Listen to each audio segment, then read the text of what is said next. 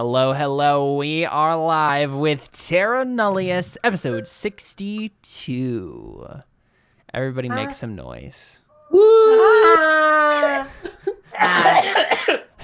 I inhaled some spit.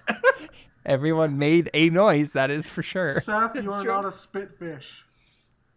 I know. My body didn't believe me for a second.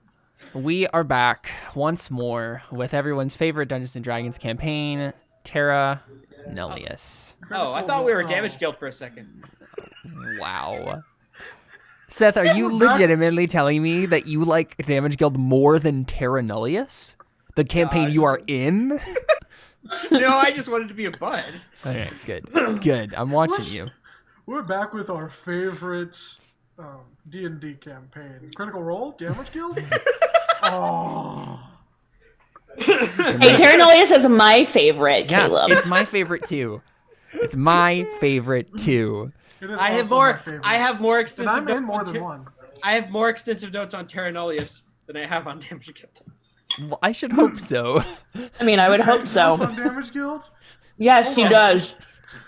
Very do. faithfully. Because he's a monster. Every Sunday, it's like a routine. It's not every Sunday. It's every other Sunday. Oh, I'm sorry. Every other Sunday. Every other Sunday, he texts me, "Did you listen to the episode?" And I'm like, "Nah, man. I'm like 4 episodes behind."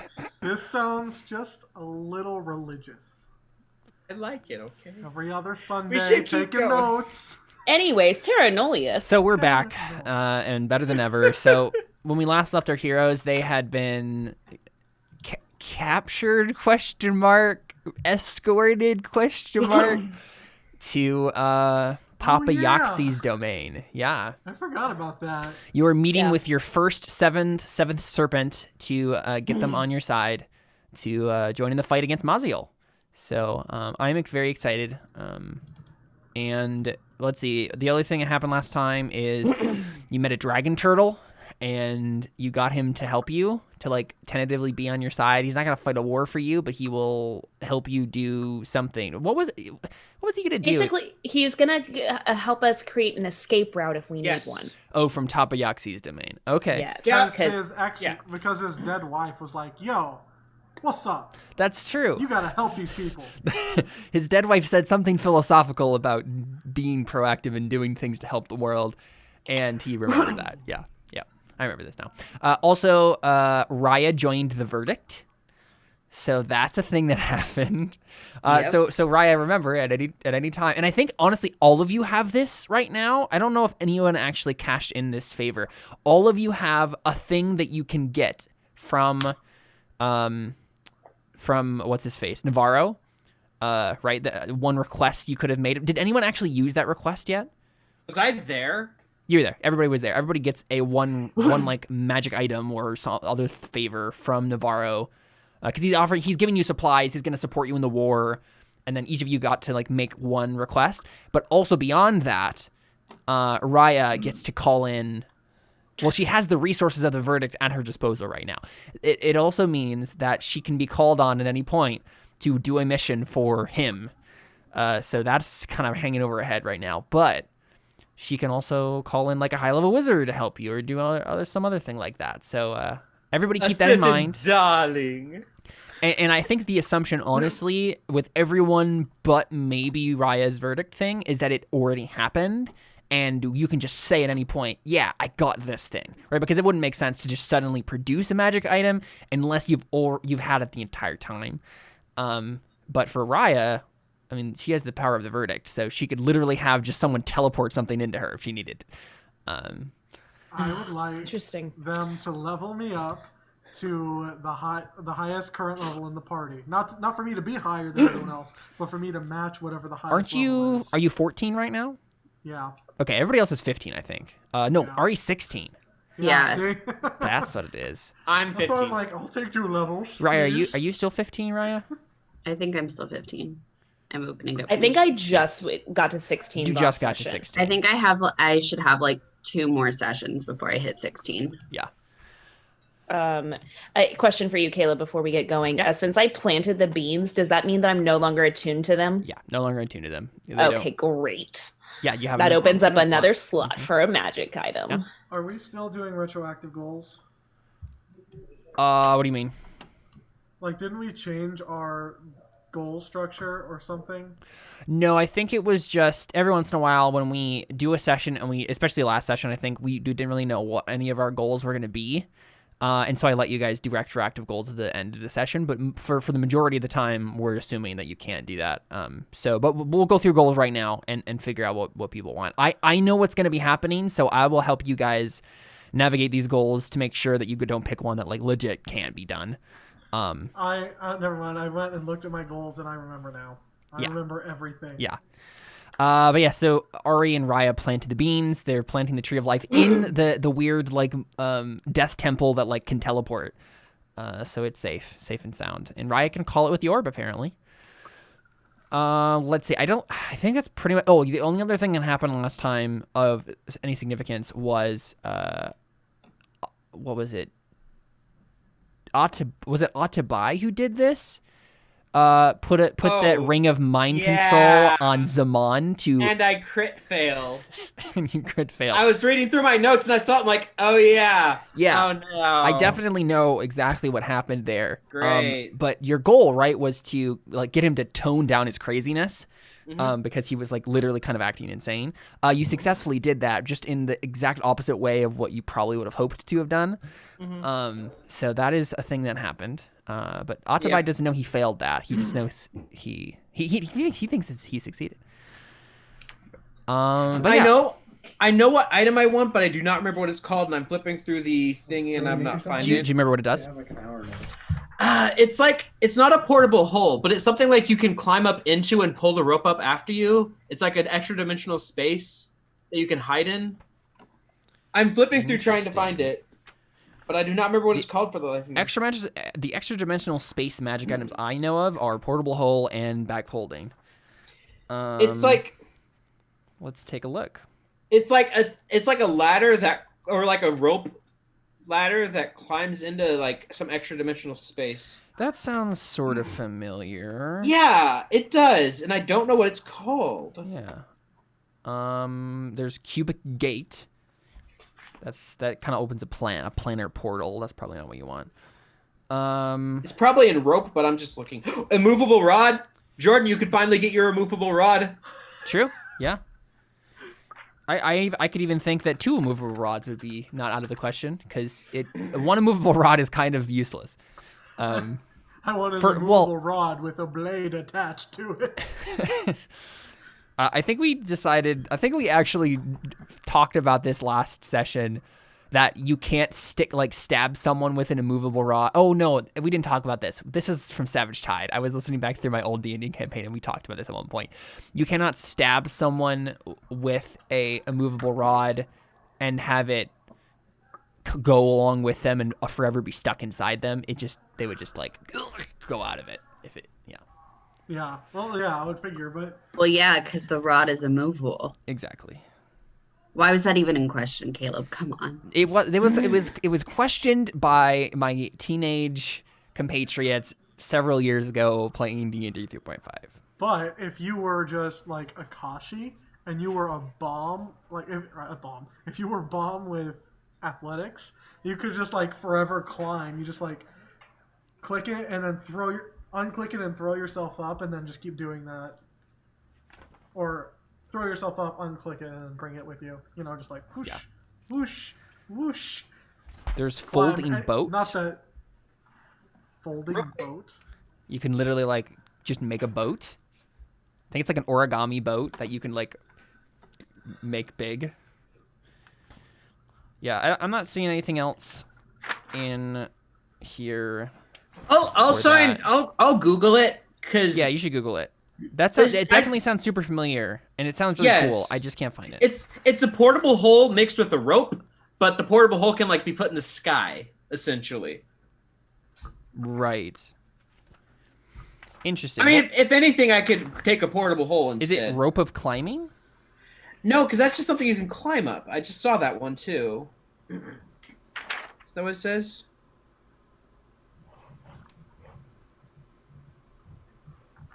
Yeah, that's just a magical rope. It doesn't actually have anything you can climb into. Anyway, yeah, so if anyone wants a magic item, feel free to look through the list and grab one for yourself. So... Like, just straight up, like, any magic item. Just ask me. Okay. And we'll talk about it. Do we remember May or may not work. Do we remember what pieces of armor I still have? You don't. It's not that we literally talked about this last time. It's not that you have like pieces of armor missing necessarily. It's just that like there's no mechanical effect on it except you have, -2 I think armor class right now. You just need to get it. You can get it repaired, but there's not any. It's not any particular piece necessarily mechanically. It's damaged. Okay. Could I get it repaired to the point where it wouldn't explode like this anymore? You would need some sort of magic user to, fix the magic parts of it that are broken. You would need some sort of like magic item smith. Oh, it's a spell. Oh, okay. Rope trick. Oh. I was just wondering if maybe that could be my favor, is to have the armor fixed and fixed. Oh, yeah. Sure. Like, if I could just, so it's not going to explode on me. I still have control over it. I think that's perfectly reasonable. Yep. Yay. Navarro has the verdict stuff at his disposal. That is your favor. Sounds good. Your AC increases by, I believe, 2. Then. Yes. And it no longer explodes. Yay. And I still have control over it, where I can, be the one to open it and then trap yes, exactly. It is still an Iron Man suit, Darius. Yay. Yes. So yeah, Ari and Seth, or Alyssa, Seth, and Emily, let me know if there's anything that comes up. I'll have to go get my D&D book and look through the magic items. Yeah. I mean, my initial thought is, well, of course I just want a bow, but then I'm like, no, I technically already have a crossbow. Oh yeah, you have silence. Yeah. Yeah, I have silence. So I totally forgot you had a magical hand crossbow. I know. I feel like that wouldn't be as I feel like I shouldn't do that. So I'm gonna try to see what I can find. Maybe something to boost my AC or something. Question, Ari. You could use double hand crossbows, couldn't you? I'm pretty sure you can dual wield. Well, I could. But the problem with the hand crossbows, you still have to be able to use your other hand to load it. Okay, there was in a campaign I was listening to a while ago in 5e, someone made a character whose entire purpose was be ridiculously good with dual hand crossbows. There might be a feat that makes it so you don't have to reload in the same way or something like that. Yeah. I don't think I need. Yeah, I was just curious because that sounded cool. But I know it does kind of sound cool. If anything, though, instead of using I would dual wield a crossbow with one of my machetes or something like that. But not sure how effective that would be, but probably not very, but it would look cool. Okay, it would. You're right, it would. Okay, cool. So man, everyone is so high level. This is fun. I'm looking at it, I'm 150 hit points. I know. That's a lot more than Shayla last session. I know. Oh yeah, guys, we had such a fun session. We did an Anno Domini session. Fun. We went back to that campaign. Josh and Carly, their characters, and we did it with Shayla. And so Seth and Emily, your characters that were with Shayla, we just said you guys were doing something else during this that was happening. But it was such a fun thing. They killed a very high level wizard on a fluke. Because I hypnotized him. It was so cool. She used hypnotic pattern and it actually worked somehow. Man. Yeah. On a necklace. I was like, I can try to hypnotize him, and then he crit failed, and it was amazing. And then they did 80 damage in one turn. That's great. Anyway, it's just been a while. I like talking to you guys. I know. Well, here, while you guys are doing goals, I'm gonna go grab my player's handbook and find magic. Yeah, let's do goals. I forgot that was what we were doing. Cool. Tepin / ought to buy. What do you got? My goals, which I think are still relevant, are find a purpose. Yep. Hide my true identity, which is more of an anti-goal, but and then get 7 serpents on our side. Yeah, you'll get working on XP every time you can successfully hide your true identity. Yep, sounds good. Those all seem relevant. Raya? I spent many hours thinking since last session about these goals, you know me. And, thinking and thinking, I decided to just, keep them the same. That Raya is staying on the same path that she was previously on. Raya has not thought, or Emily has not thought a single bit about Terra Nullius since July 2nd. Previously in Raya's mind. I literally don't understand that, Emily. Like I said, I guess it's probably easier to be as a player to do that, but still. So my goals are kill Maziel, gather an ally, and protect the party. Yep, cool. Ari? Yes, hello. My goals are to protect those I love, befriend more animals for my army, and figure out how to transform into a dragon. Oh, right. Yeah, okay. I forgot about that. Yeah, I did too until I read that goal, and I was like, oh, that's a thing. So, remind me what that was about again. You said I was turning into a dragon. So Well, yes. like... I mean, you're a dragon sorcerer. And she could turn animals into a dragon. Yes. Right. Okay. So Yep. I'm Sounds recruiting animals for my army. That I want to figure out pigeons. Right. And they And all then they just just- turn into dragons. little mini my dragons. gosh. Yep. That's the Dragon goal. pigeons. Okay. And I figured even if I can't figure out how to turn them into dragons, they'll still fight for us, right? So Sure, yeah. why not? In theory, yes. In theory. So yes, Awesome. Yeah, those all sound good to me. Yeah, I don't know if those will work with the session that you have planned, but that's what I got. I mean, I can think of opportunities that could come up with those. No Cool. particular reason to change them. Okay. Yeah. I mean, at the very least, you could at least make one roll each for those last two. Yeah. At some point. Darius? One, perfect jumping between planes. Yeah. Because if one plane is flying overhead and I am on another plane, I want to jump from one onto the other one. I bet you could figure out a legitimate way in real world physics to jump from one plane to another plane without actually damaging yourself. I bet you could work out the physics of that and do it. Like in real life, or Yeah, in real game? life. I bet you if you were hardcore enough about the physics and did this down to like the very minute detail, you could probably figure out a way to jump and then the speed at which you're jumping, right? It makes it so that it's just like a regular sort of jump into the other plane. I bet you could do it. I mean, Master Chief did it in Halo 2, so anyone that was can in do it. space, Come on, yeah. So clearly, yeah. So perfect jumping between planes. Get Orbius into Temperance. Oh yes. Oh right, And- yeah. And then Secret Seeker. Oh right. Sneaky. Yeah. Guys, I know what we should do for our magic items. What? All we need is a portable hole and a bag of holding, and we take out Maziel in one fell swoop. We just like sneak up on him, tap him on the So, shoulder. Hey, can you hold just this? like Yeah, to note thanks. that a player of mine at the last session of the End of Savage Tide tried to do this. Just a reminder, doing that does not destroy the people that are sucked into the astral rift. It just sucks them into an astral rift. The items are destroyed, but you don't destroy the people who are sucked into the portal. It just Then they makes could you go to probably the astral plane.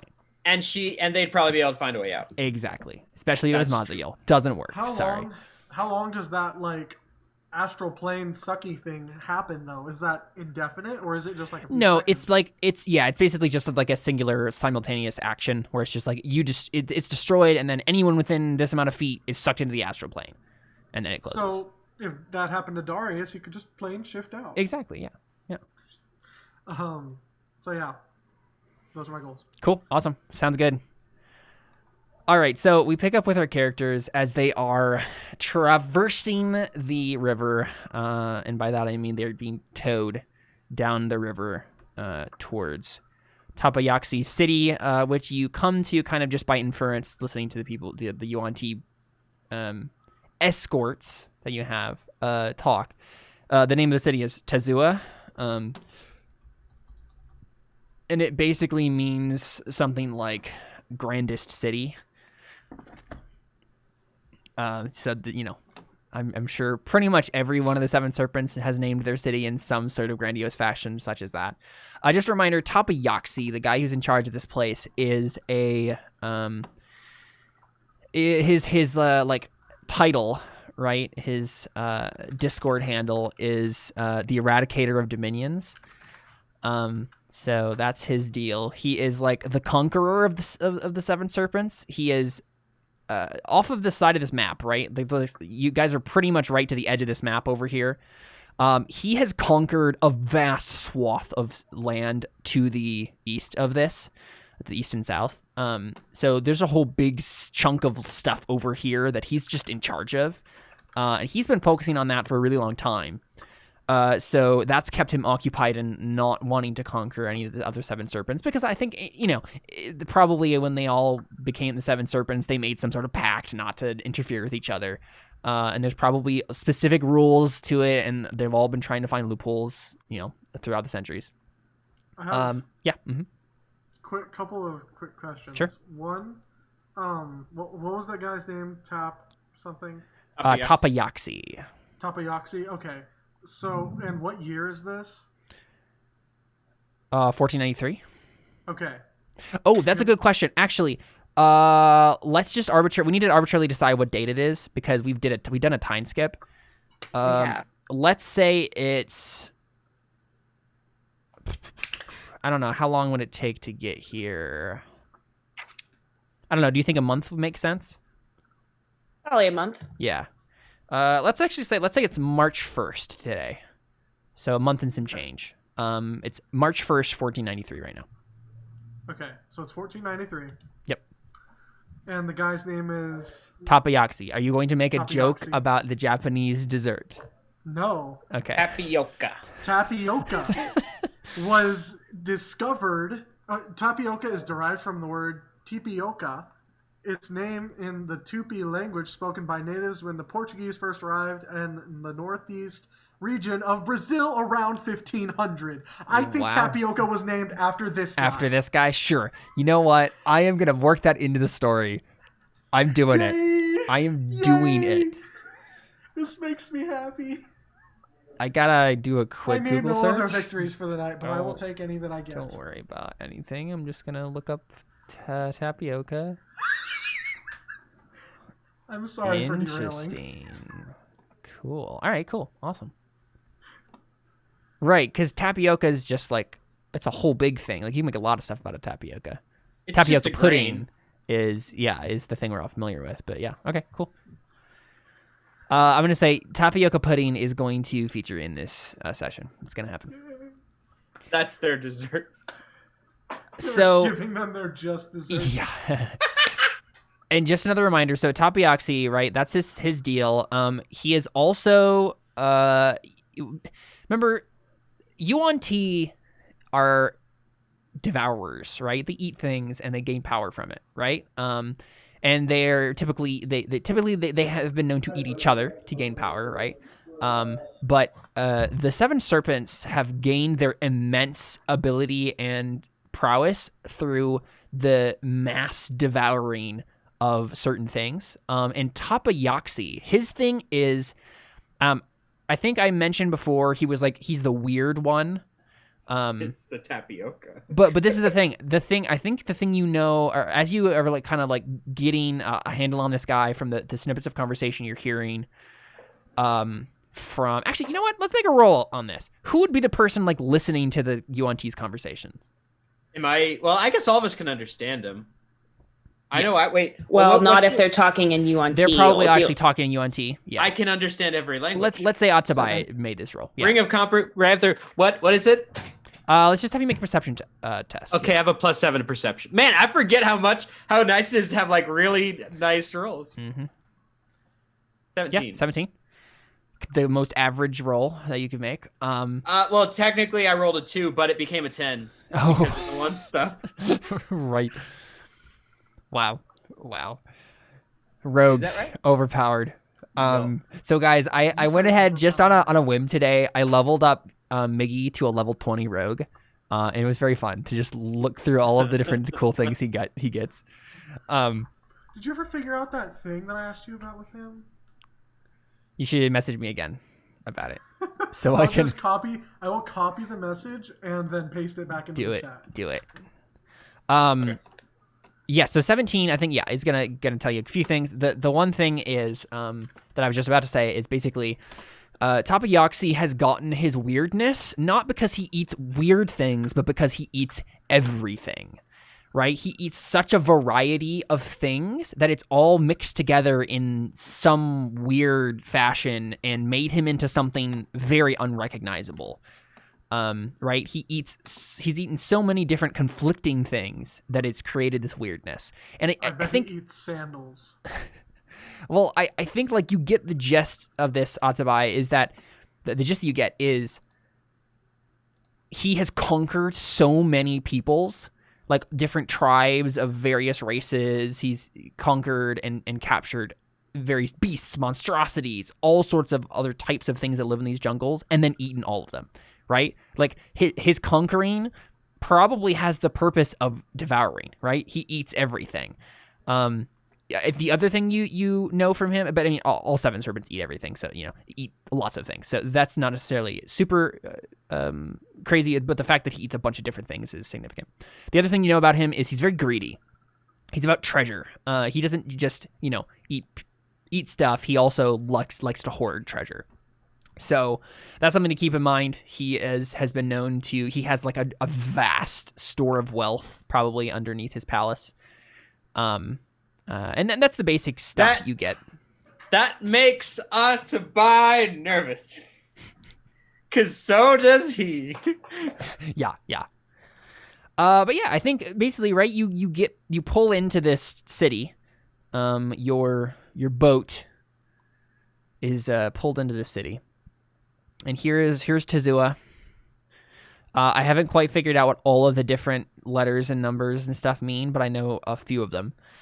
So you guys first get brought from the north here, right? You get brought to this little building right here, which is like the customs office. And the guy who is in charge of this little flotilla that found you runs you through paperwork.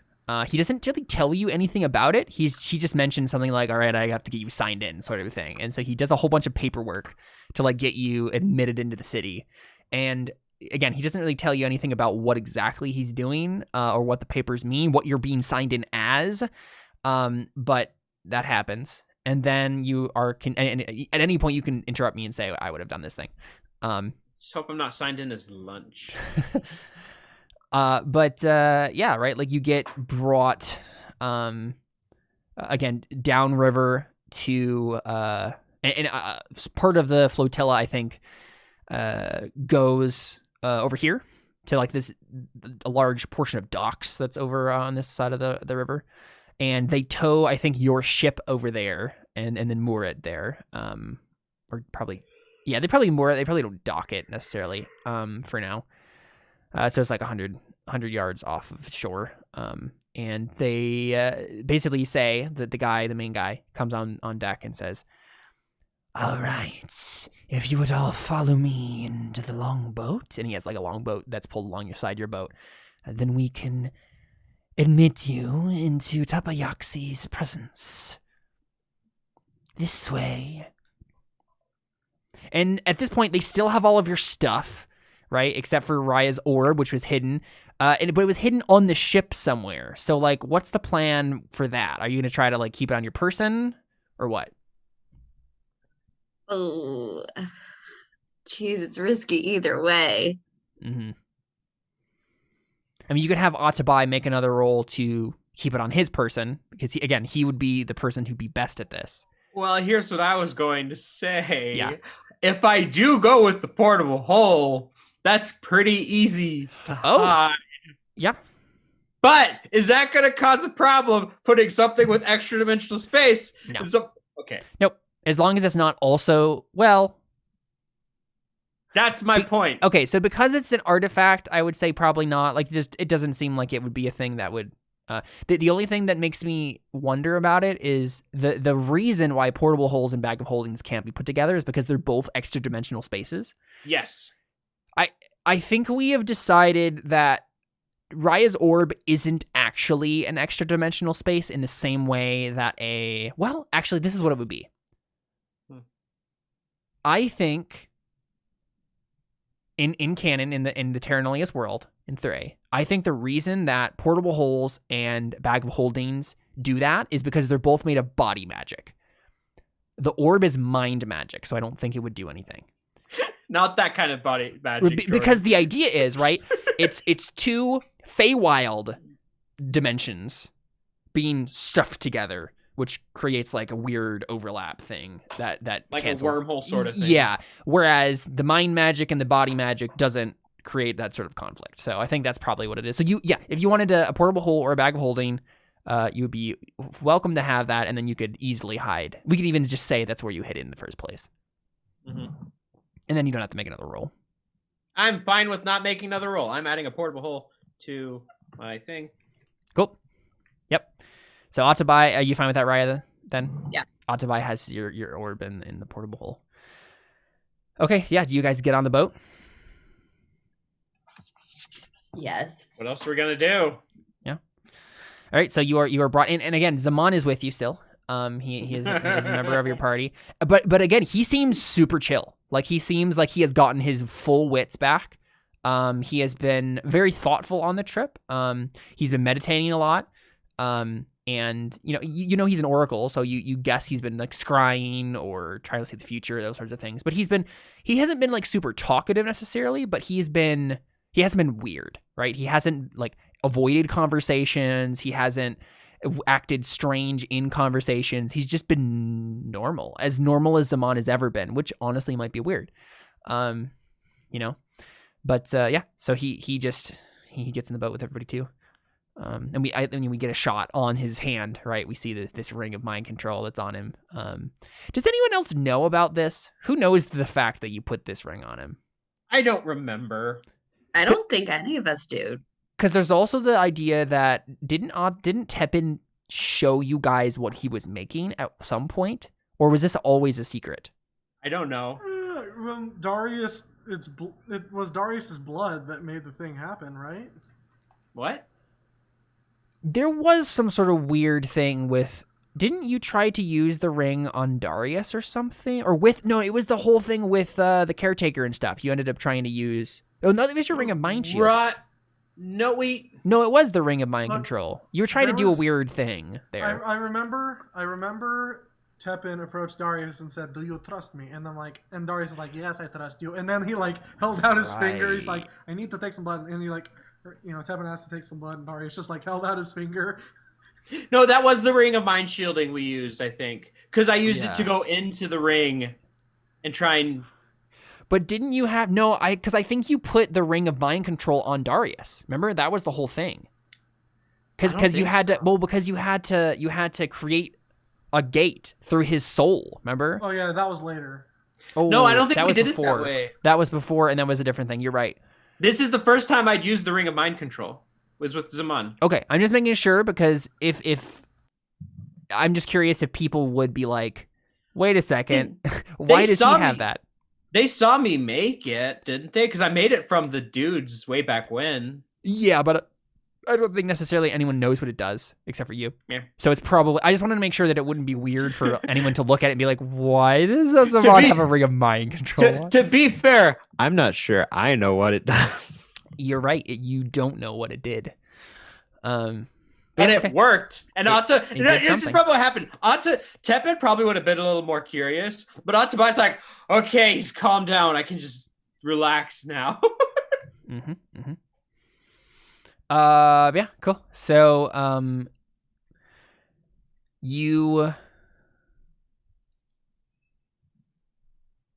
the longboat makes its way to M on the map here, in this center island in the city.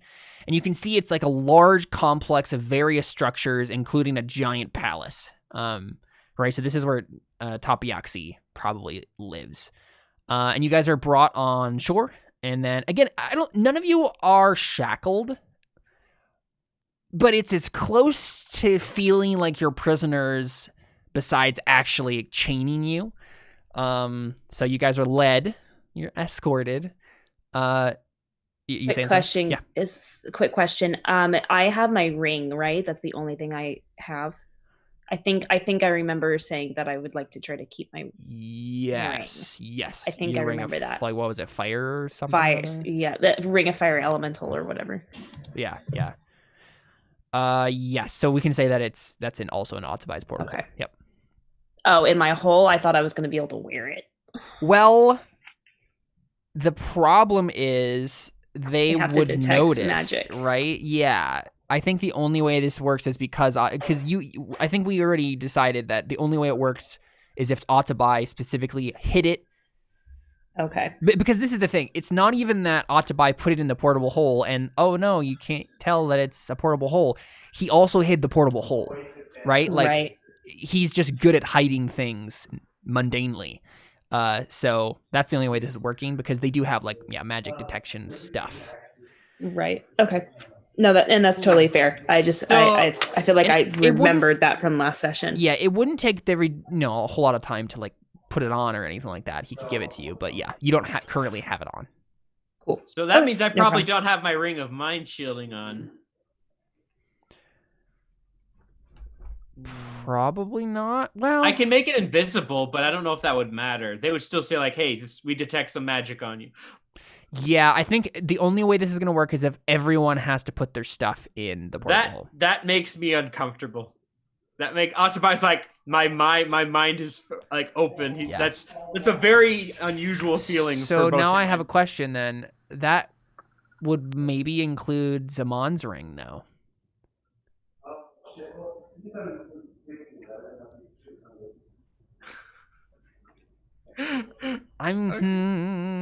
You know what? How much? I think if you take it off, nothing happens. He seems fine.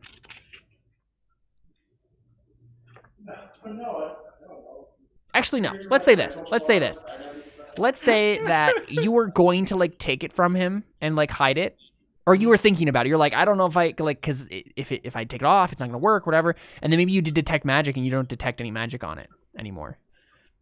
That's concerning. Very concerning. That would also be that doesn't. What? So it just looks like a regular ring now to anybody. But okay, I'll say this because I don't want to get too much. Otsubai's that's not right, but I don't have time to figure out why. Yeah. Mm-hmm. Question then: does the ring of mind shielding show up magically? I feel like something like that wouldn't. Let's see. It can turn invisible. Where'd I put my DM's guide? Oh, there it is. I can just pull it up myself, actually.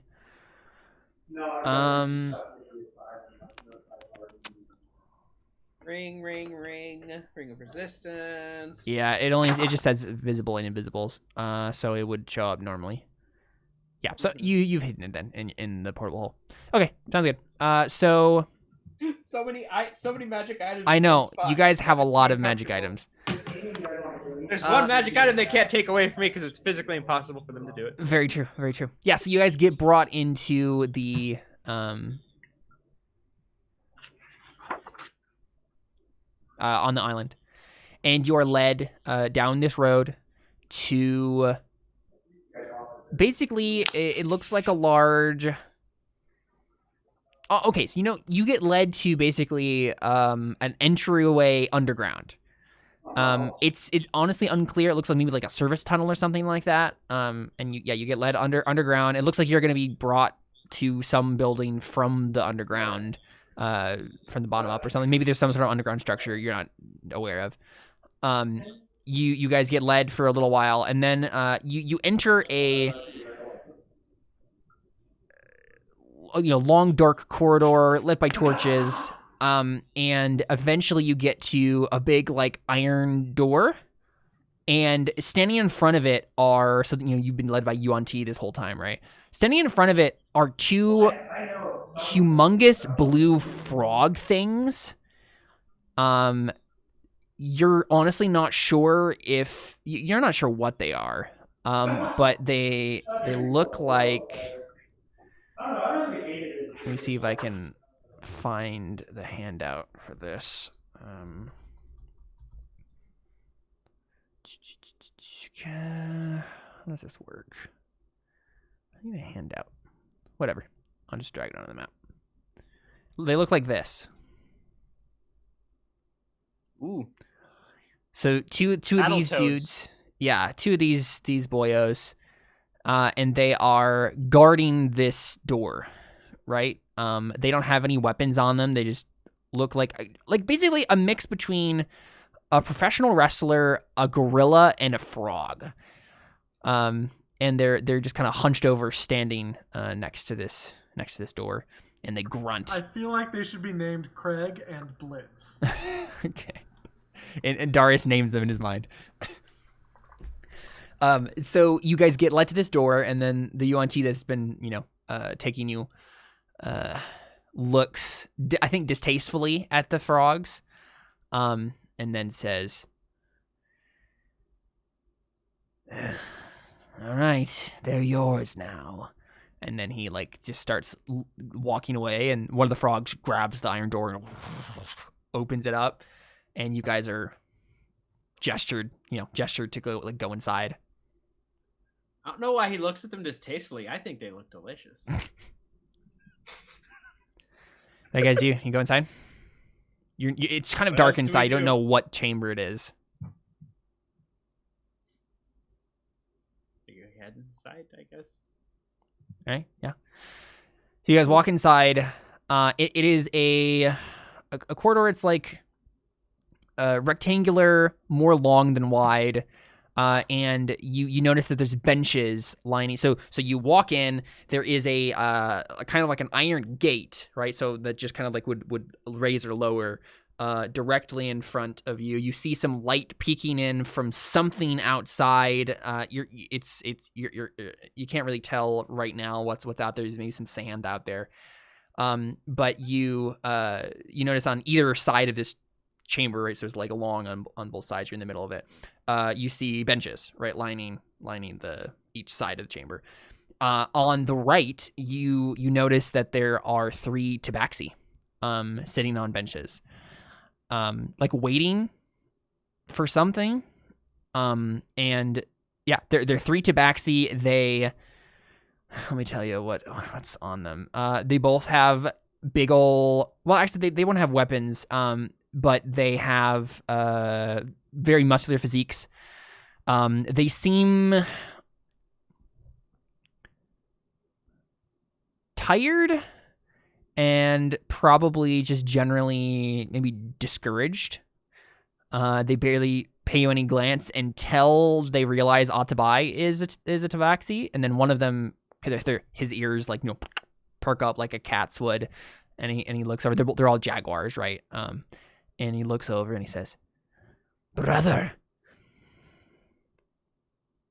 And the rest of the chamber is empty. There's maybe some. It doesn't smell super good in this room, but yeah, there's benches on the left that you could sit at, kind of surrounding on the walls. I would kind of walk up to them, kind of kneel, kind of word them and say, "What happened to you? How did you get here?" "We are petitioning Tapayaxi for a boon. Is that not why you're here?" Not quite. And he just frowns and he says, "I don't understand." And this is Teppan, not Teppan, right? This is Atabai, yeah. The boon we seek is not for ourselves. Ah, I see.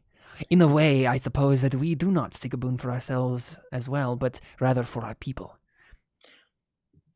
How much does Atabai know again? I forget. You know all of Teppan's memories. But I know that we're trying to save the world. Oh yeah. Okay, I say, and we seek a boon for the world. Yeah, he frowns. He says, "I see. Interesting." And then he just kind of... You know what Gret would say if he was here? What? Bonya!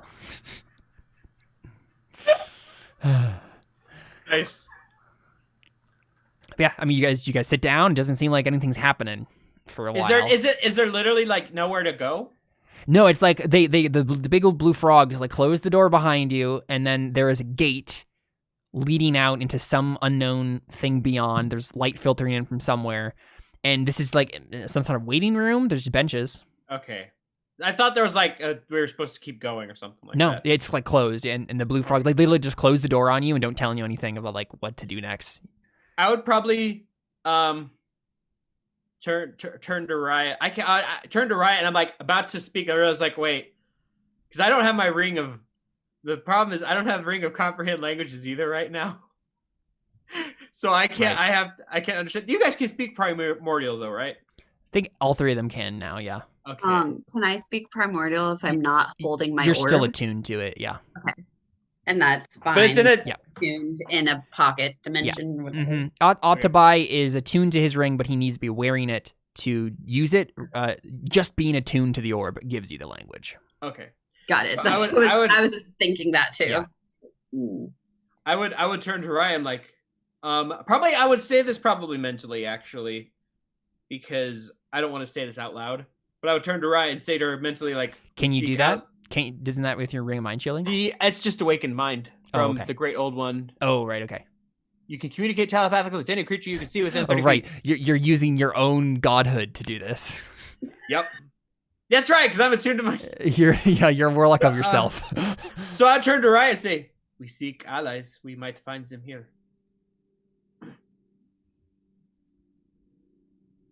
Yeah, it's true. Right. I mean, you could just talk to the Tapayaxi. Mm-hmm.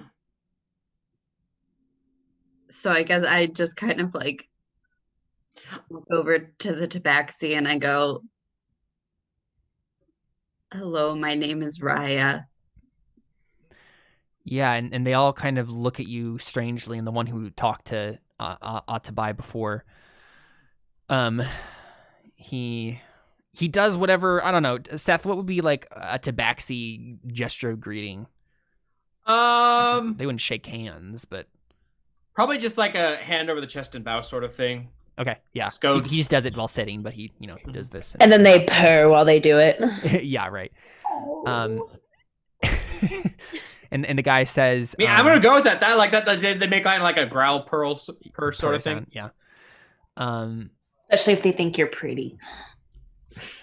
I think they think she looks weird. I know for sure. So I just think Emily looks pretty. So this Mayan name generator I just did. Guess what? Guess what name it just generated? It's Okali. No, it just generated Chihuahua. That's their name. I think you have to do it. I think their name is Chihuahua. No, and it would be Chihuahua. Oh, yeah. No, it would be Chi-Chi.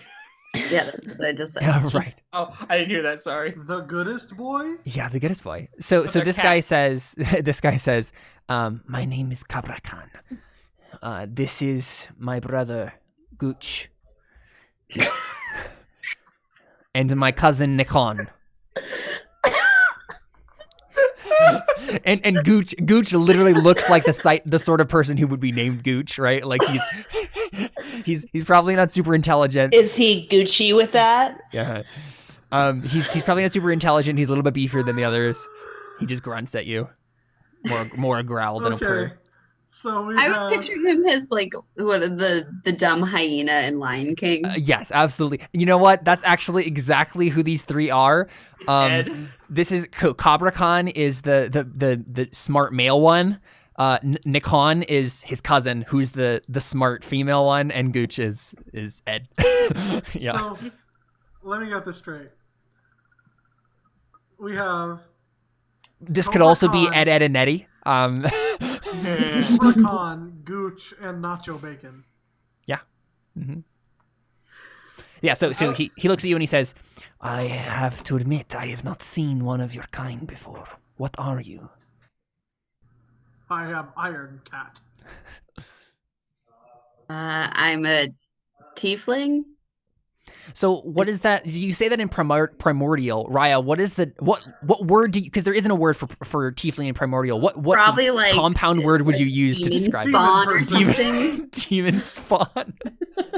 I mean, like, I don't know how else you would say it. Like, Right. I it's mean, not like I'm not a demon, but like so, devil.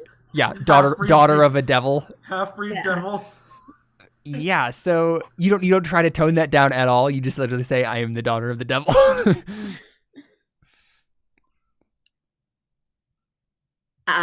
Is it more complicated? Is it like Your dad is the devil and the devil we is who bad. made a Your pact dad is with the the devil and devil is bad. lost our humanity is or something Sure, like that? It's a long that name. sounds Great. But it could translate to something more simple in primordial, right?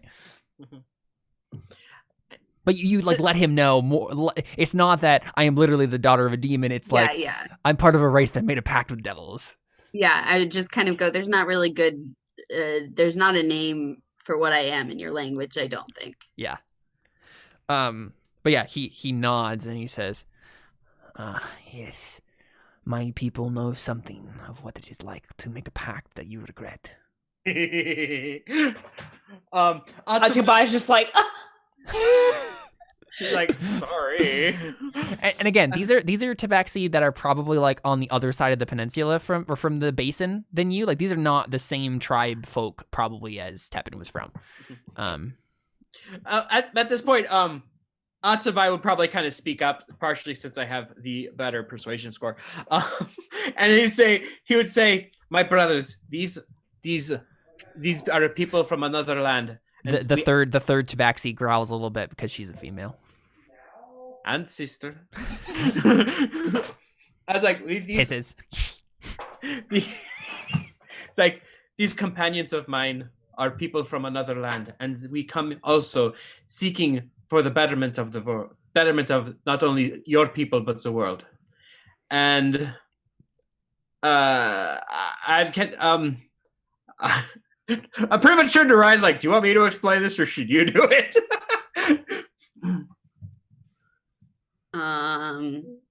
I just kind of like, I'm like, go ahead, because you saw how I started. Okay. So just like, hi, I'm Raya. I have a parent that's a demon, kind of. Yeah, okay. Whatever. So Atsubai, just so we're not spinning forever, this would kind of explain like, hey, one of the seven serpents has kind of gone a little power hungry. We're here to seek this serpent's help to get we're seeking this serpent's help to help keep him like to get things back under control. If you would be able to help, we would be very much obliged. That sort of thing. Yeah, go ahead, make a roll. Persuasion? Yep. And also did you by chance see the thing on like there's like actually like a persuasion table in the DM's guide apparently? Have you heard about this? Mm-mm. I'll have to find it here in a second, but like yeah, there's a by I forget his name. But whatever. I'll just roll. I can't roll lower than a 25, so I don't think we're fine. Wow. I can't roll lower than a 25. So I did set the DC at 30, so good job. So I think what happens is he frowns and then says, interesting. This is a dire situation. I can see that. I swear to you, and did you say your name is Tepin, right? I assumed? Yeah. Yeah. He said, I swear to you, Tepin, if I get my boon, if we get our boon, we will try to stop this evil. And then right when he kind of like finishes saying that, the door opens again, not the gate, but the door, and one of the blue frogs like grunts and then like makes a gesture to the three Tabaxi. And then one of the other frog like piles a big pile of stuff in the room, a couple of like really big swords, some short bows, some armor, and the Tabaxi like kind of like perk up and then go start like gathering up the stuff and like putting it on and whatnot. And then the last one, when they're kind of like almost situated, the Capricorn looks at you, Tepin, and says, I only wish the circumstances were different. And then he like goes up to the gate and they're waiting, and then the gate slowly starts to lift, and you start hearing some like noises outside, and it's like a kind of like a almost like a white noise, and you're not sure what it is at first. And then Coppercon kind of like brandishes his sword and and looks back again. And looks back again and says, I only hope we don't have to fight before this whole thing is over. And then he walks into the arena.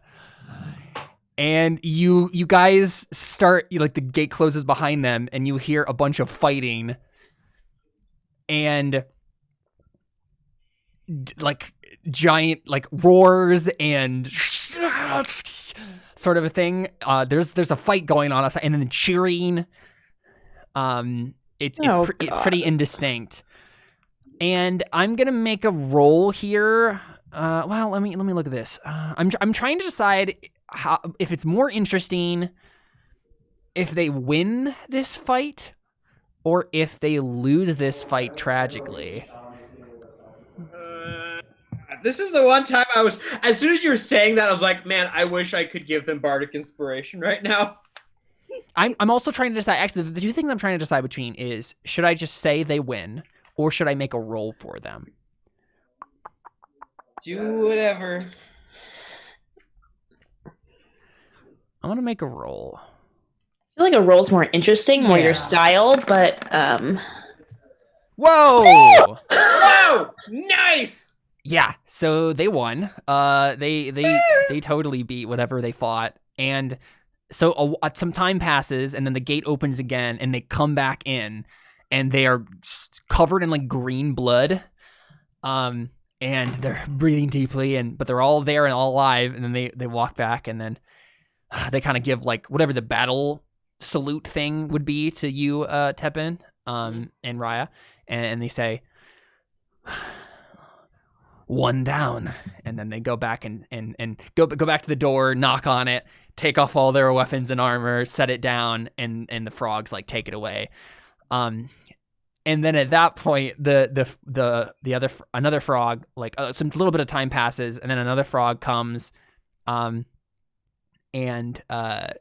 grunts at you guys, like looks at you, Raya, and then dumps a bunch of stuff on the floor. It's none of your stuff. It's just generic weapons and armor that you can, and they just kind of guesstimated based on what you use. Wait, did they take our armor? They That's what I was about to say. Like, do I have my armor? Do I have my shield? We just hit our magic items. Well, that's the thing. They took all. No, I think they at the very least took all of your weapons. They like specifically. No, I think they must have taken your armor too. Like they were specifically like stripping you of anything you could use with that. So I do not have my armor or my shield. No, I don't think so. Oh, my AC. So the only thing I really care about is my armor. I'm not gonna lie. I don't use armor, so it's fine. Yeah. So this is the thing. What I'm gonna do here is we're gonna figure out like just basic weapons and armor, because this is the thing, and I think you're starting to realize this. Well, you know what? This will all be explained in short order. We'll get to it. So let's give you guys some basic weapons and armor. Honestly, I guess you can assume that you have all of the normal stuff that you would have, except not magic, right? It's none of it. Okay, so stuff. I can have like a longbow. Yes, you can have a longbow. Okay, perfect. That's all I need. Darius, you can have either a great axe or a macaweedle, whatever you would like. Okay, so I'll just use the mace. Would I also have a shield? Yeah. Mm-hmm. Okay, yeah, I just had normal studded leather armor, so that's fine by me. Yep. My only item is you can't take it away. Are they gonna get suspicious if I start using a sword that they didn't give me? They know that you guys can use magic. Like they're not gonna like be too ticked about it. So yeah, for you, Raya, if you have any magic stuff, you can just use it as if if there's any bonus that you get additional to it, just take that off. What do you have? Splint armor of what is it? Psychic resistance. Okay. But yeah, so you can have all your normal stuff, but just in non-magical versions, basically. Okay, so yeah, perfect. I'm just gonna I'm gonna take a machete or 2 machetes and a longbow. And a longbow. Cool. But I guess that's really the only difference I have for Ari. Yep. Let's see. Wait, I have a rig of regeneration? Damages. Yeah, you do. Mm-hmm. When did that happen?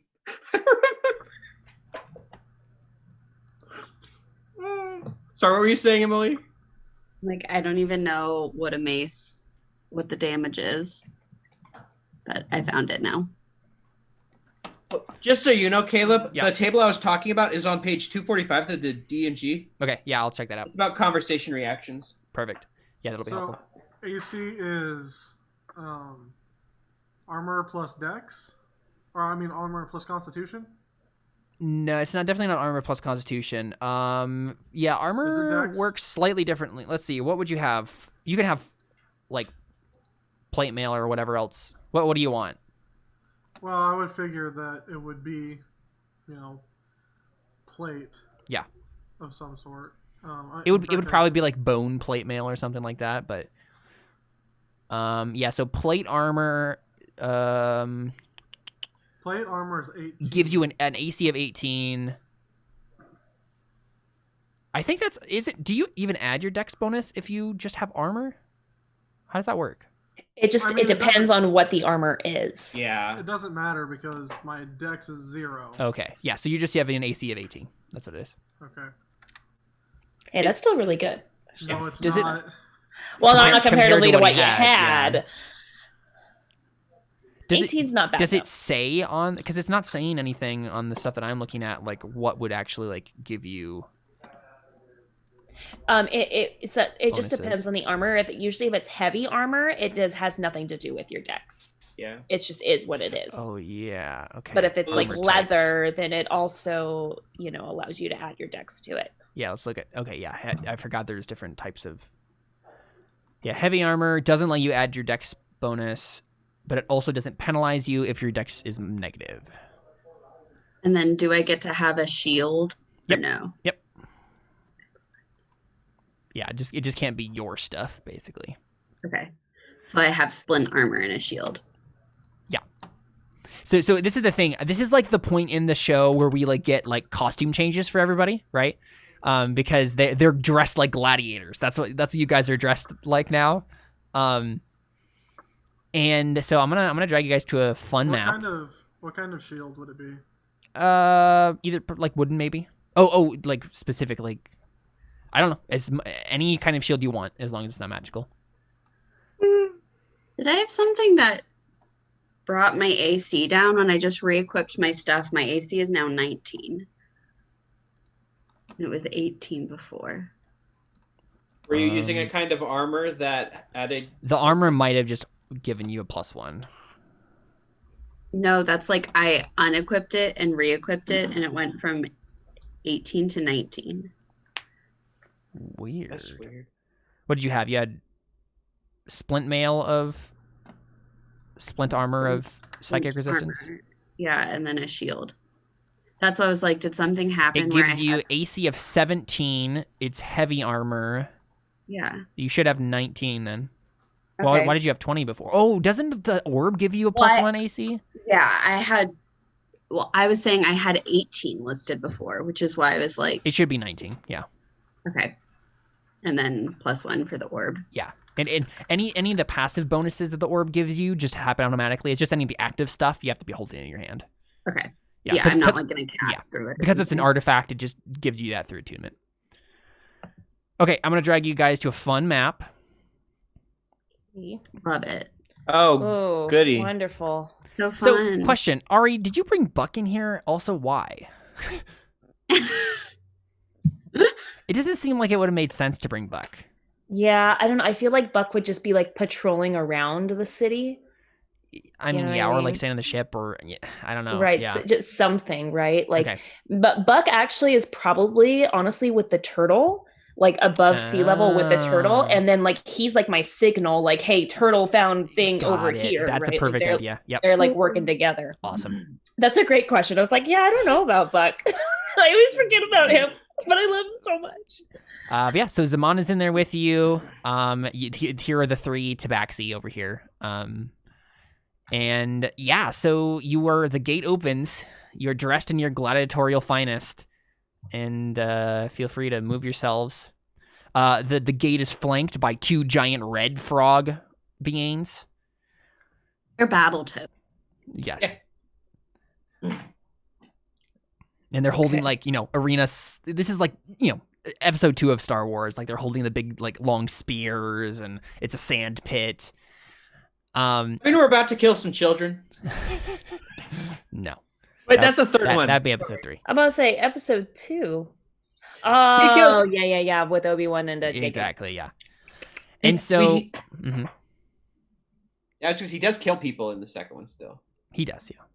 That's true. The women and the children. Yeah, you're right. Of the Tusken Raiders. The women and the children. So, and you guys, children and their children. Oh gosh. As you get out into the pit, you can see above, and you can see right this part of the arena. You see stands where a bunch of Yuan Ti are cheering as you step in, and standing on top of this pedestal, right, is this green frog guy. He is holding a staff, and he looks like that, and he is trying to quiet the crowd by holding his hand up. You also see over here on this kind of section of the pit, kind of in his own little box seat over here. This is Tapayaxi. From everything I've heard about him, that's him. Literally, that's what he looks like. He's just a giant tentacle blob with a flower face.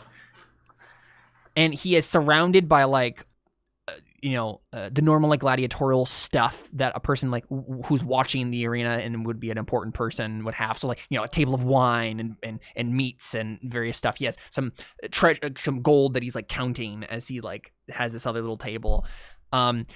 On his right is a humanoid figure. It's honestly sort of difficult to see what kind of he looks like from this angle. But it almost seems like his skin is fluctuating or moving or something. It's hard to tell. Anyone can make a perception check if you want to see more. The Wow. skin is doing that. Yeah, I'd love to. Yeah. Anyone can just roll. 17. 17. Yeah, I think it's probably Ari then. Watch. Who.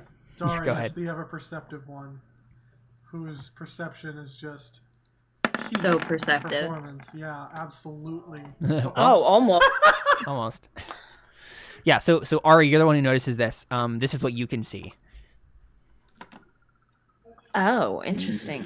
It's like a guy in a robe, and Vega? behind his face is a whole bunch of worms that are just roiling in a mass. It's a hunter. Get the pistol. Awesome. I don't wait. like that. And it I looks just like it's his look major and I domo. I just I look and I try not to grimace, but Yeah. And then, so let's see. The frog guy, right? He quiets the crowd finally as you guys are standing there, right? And then he kind of announces to the crowd and to you guys, he can see that you're confused as to what's going on. You're wait a second. And he says, "Welcome to the." That was a mistake. Don't die, Caleb. Caleb, careful. Careful. Don't hurt your voice. Don't hurt your beautiful prince voice. Open throat. Caleb. Yeah, that was a mistake. Open throat. You don't need to do. Yeah, I'll do halfway there. Welcome to the chance of a lifetime. The chance for anyone in Tapayaxi's great domain to prove their worth in the arena and petition the great Eradicator of Dominions for a boon. this group of brave champions will face other groups of champions and fight their way to be the winner of this gladiatorial contest. There can only be one group of winners. Of course, the losers will either die and thus forfeit all of their possessions of the great Tapayaxi, or they will lose and forfeit all of their possessions to the great Tapayaxi. May he be praised forever and eradicate all dominions. Wait, did he say if we win, we give him everything, and if we lose, we give him everything? No, basically he was saying there's two possibilities if you lose. Either you die, or like, and then all of your possessions go to Tapayaxi, or you don't die, but you still lose by like surrendering or like giving up, and then you still forfeit all of your possessions. So basically, yeah, like you've been kind of like bamboozled into fighting. Like, this is the way that you get a petition with Tapayaxi, and they didn't really tell you that, but like this is what you. So that's why they took all your stuff, right? So you'll only They got us again. They'll only get your stuff back, give you your stuff back, if you actually win all of these fights. We're gonna have to kill the Tabaxi. That's so We don't have to kill him. We can do non-lethal damage. That's true. I mean, I don't think Ari cares. I do. Hey, these are our possible only, like, people. They could be dragon kitties. I made friends. But Look, yeah, so, Mom, I can do it. so I think Why do you need Thundercats when you can have Dragon Cats? fair. So, and I think on that That's basically just a Night Fury. That's fair. That's very fair. I think on that note, right, like as you guys get this whole thing, and then we see the gate on the other side of the arena start to open. Before we see like what you're gonna face, I think we'll cut to our first break there, and then we'll come back and start the match. All right, stick around. We got more Terra Nullius right after this.